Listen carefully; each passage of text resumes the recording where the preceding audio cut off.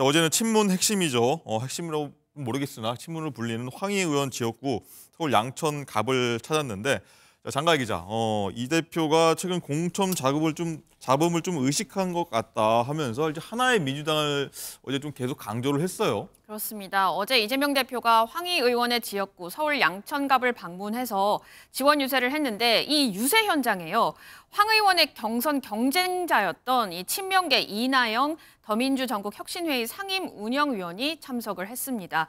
이재명 대표는 이 황희 의원 그리고 이나영 후보를 함께 이 셋이 얼싸안기도 했는데, 이 두 분의 모습이 우리 민주당이 앞으로 갈 모습을 그대로 보여주고 있다라고 말을 했습니다. 그러니까 민주당이라고 하는 하나의 큰 집의 구성원이니 경쟁을 하더라도 하나로 뭉치자면서 이 떨어진 사람, 경선에서 붙은 사람, 그리고 자신, 이렇게 세 명을 보여주면서 마치 이 모범 답안을 보여주는 모습 같았는데요. 그러면서 공천 참 힘들다는 얘기도 했습니다. 목소리 들어보시죠.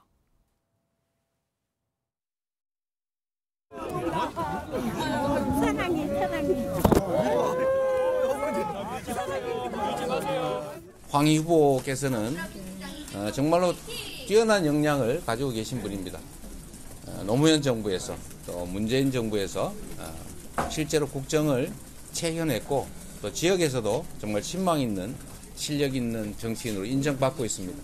정말 백지장도 맞드는 심정으로 단합해 주시고 통합된 힘으로 반드시 승리해 줄 것으로 믿습니다. 제가 이번에 공천 과정을 이렇게 지휘하면서 보니까 너무 힘들고 전부 다 저를 원망하고 있습니다. 그래서 이걸 아무리 공정하게 해도 양쪽으로부터 비판받거나 원망을 받을 수밖에 없는 자리여서 다시는 하지 말아야 되겠다. 정말 시켜줘도 절대 하지 말아야 되겠다, 이 생각이 들었습니다. 황희의 전설을 넘어 이재명의 시대로!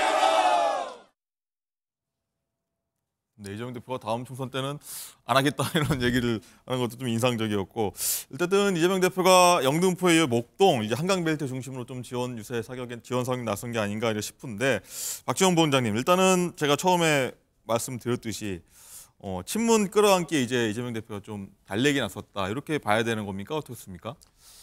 민주당의 역사라는 것이 이제 친노에서 친문으로 또 친명으로 이렇게 옮겨가는 것이 아닌가, 그런 생각이 듭니다. 저는 뭐 이게 갈라쳐서 누구를 잘라내는 것이 아니라 큰 흐름은 이어오는 것 같아요.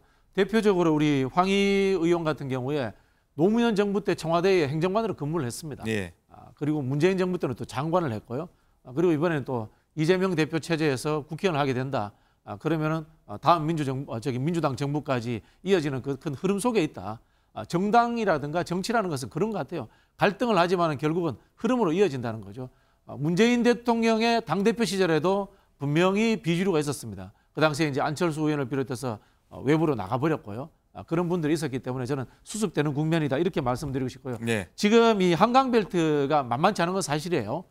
그렇기 때문에 저는 이제 한강벨트를 다 잡는 차원에서 황희 의원 지역구를 간 것이 가장 우선적이다. 이렇게 보는 게 맞을 것 같습니다. 네. 네.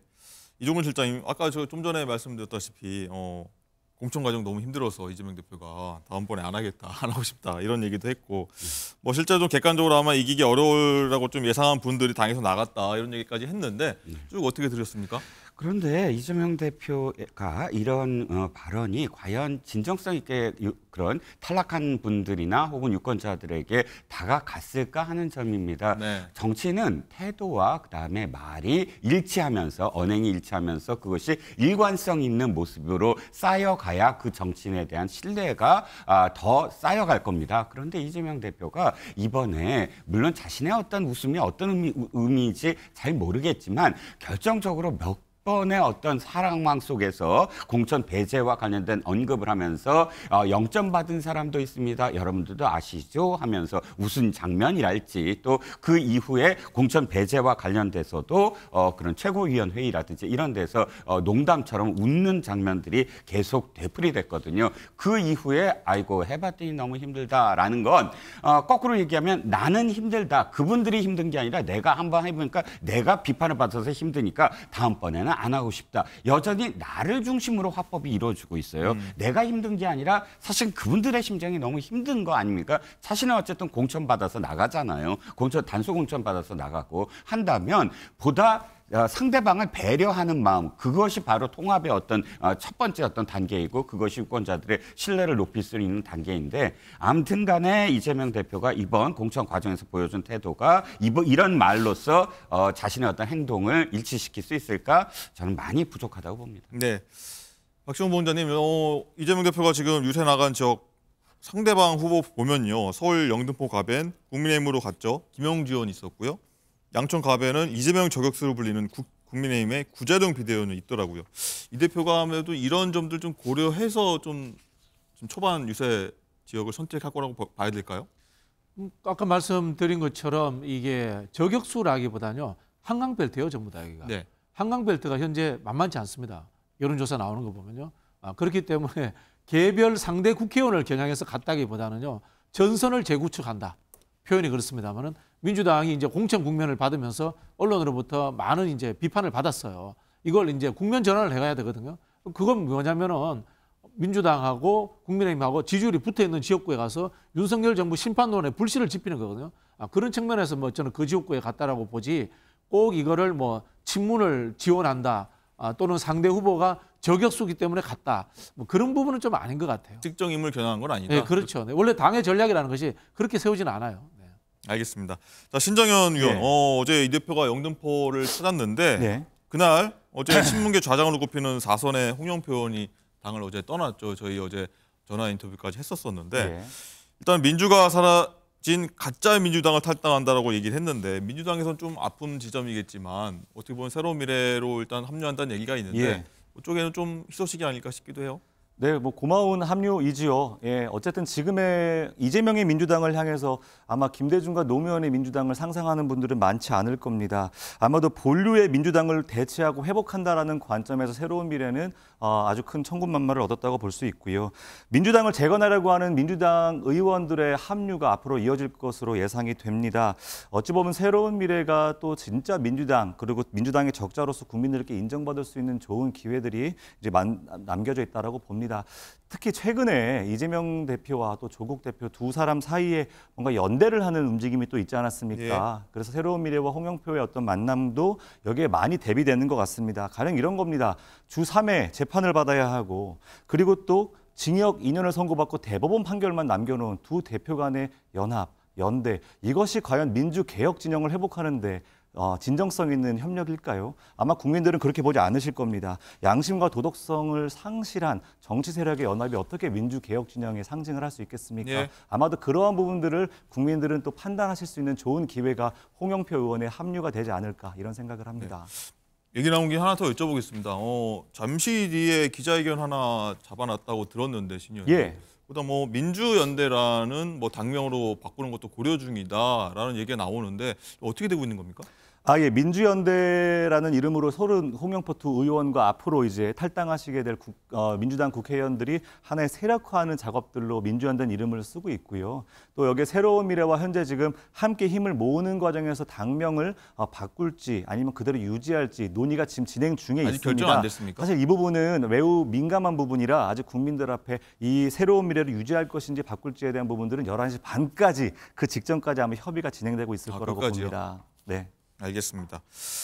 자, 이정훈 실장님, 네. 홍영표 의원 일단 탈당을 했지만 임종석 그리고 기동민 의원들은 좀 잔류를 선택해서 일단 민주당에서 줄탈당 분위기는 좀 일단락된 거 아니냐.